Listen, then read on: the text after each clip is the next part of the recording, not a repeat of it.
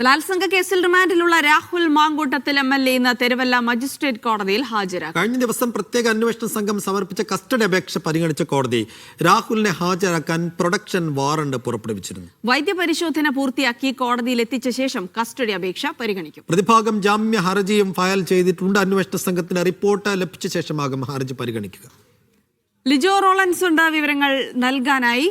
ലിജോ, ഇന്നിപ്പോൾ കോടതിയിൽ ഹാജരാക്കുന്നുണ്ട് രാഹുൽ മാങ്കൂട്ടത്തിനെ. പ്രത്യേകിച്ച് കസ്റ്റഡിയിൽ വാങ്ങാനുള്ള നീക്കമാണ് അന്വേഷണ സംഘം നടത്തുന്നത്. അപ്പോൾ അതിനുള്ള കസ്റ്റഡിയിൽ വിട്ടുകിട്ടാനുള്ള സാധ്യതയുണ്ട്. അപ്പോൾ തന്നെ എപ്പോഴായിരിക്കും ഈ ജാമ്യ ഹർജി അടക്കമുള്ള കാര്യങ്ങളിലേക്ക് കടക്കുക? പോലീസ് റിപ്പോർട്ട് ഉടനെ ഉണ്ടാകുമോ? ഇനിയിപ്പോൾ രാഹുൽ ഇപ്പോൾ ജയിലിൽ തന്നെ തുടരുകയാണ്. രാഹുലിന്റെ ഭാവി എന്താവുമെന്നുള്ളതാണ്. ജിൽസി, ബലാത്സംഗ കേസിൽ അറസ്റ്റിലായ തുടർന്ന് റിമാൻഡിലായ രാഹുൽ മാങ്കൂട്ടത്തിൽ MLA ഒരു 11 മണിയോടുകൂടി ആയിരിക്കാം കോടതിയിലേക്ക് എത്തിക്കുന്നത് എന്നുള്ള കാര്യമാണ് നിലവിൽ അറിയാൻ കഴിയുന്നത്. കാരണം മാവേലിക്കര സ്പെഷ്യൽ സബ് ജയിലിലാണ് രാഹുൽ മാങ്കൂട്ടത്തിലുള്ളത്. അവിടെ നിന്നും ഇതുവരെയും ഇറക്കിയിട്ടില്ല. അവിടെ നിന്ന് ഏകദേശം ഒരു 1/2 മുതൽ 3/4 മണിക്കൂർ വരെയുള്ള യാത്ര സമയമുണ്ട്. മാത്രമല്ല വൈദ്യപരിശോധന പൂർത്തിയാക്കിയതിനു ശേഷമായിരിക്കും കോടതിയിലേക്ക് എത്തിക്കുക.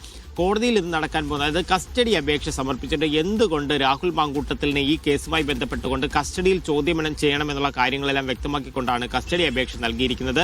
ഒന്ന്, അന്വേഷണത്തോട് കൃത്യമായി സഹകരിക്കുന്നുണ്ടായിരുന്നില്ല. ആദ്യം അറസ്റ്റ് രേഖപ്പെടുത്തിയതിനു ശേഷം നടത്തിയ ചോദ്യം ചെയ്യൽ അത്തരത്തിലൊരു സഹകരണം ഉണ്ടായില്ല.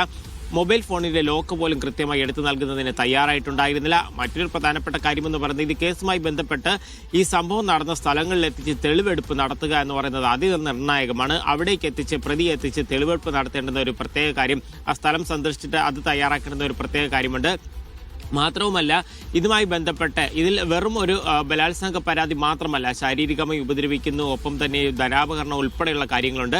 അക്കാര്യങ്ങളിലൊക്കെ ഒരു വ്യക്തത വരുത്തുന്നതിന് വേണ്ടി കൃത്യമായി ചോദ്യം ചെയ്യണമെന്നുള്ളത്, അതായത് കസ്റ്റഡിയിൽ തന്നെ ചോദ്യം ചെയ്യണമെന്നുള്ളതാണ് പ്രോസിക്യൂഷൻ ഇപ്പോൾ ഉന്നയിച്ചിരിക്കുന്ന ഒരു വാക്യം.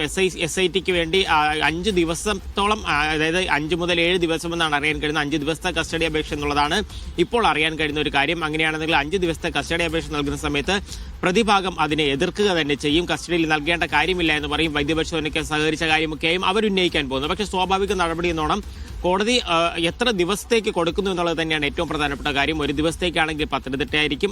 അതിൽ കൂടുതൽ ദിവസമുണ്ടെന്നുണ്ടെങ്കിൽ തെളിവെടുപ്പ് വേഗത്തിൽ പൂർത്തിയാക്കിയതിനു ശേഷം തിരുവനന്തപുരത്ത് ക്രൈംബ്രാഞ്ച് പ്രത്യേക അന്വേഷണ സംഘത്തിന്റെ കസ്റ്റഡിയിൽ ചോദ്യം ചെയ്യുക എന്നുള്ള നീക്കത്തിലേക്കായിരിക്കും കടക്കുക എന്നുള്ളതാണ് മനസ്സിലാക്കാൻ കഴിയുന്നത്.